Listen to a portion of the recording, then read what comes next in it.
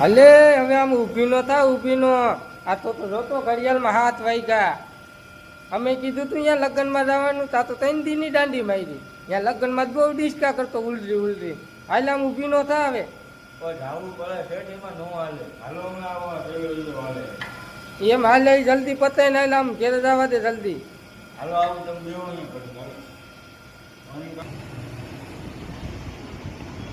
હાલો હાલો બંધ કરો હાલો ફટાફટ. આ શેઠ એક કામ હતું તમારું. હવે શું કામ છે તારે હજી બધી? હપ્તો બાઉન્સ થયો છે ને ઉપર જોઈએ 5000 આપો ને.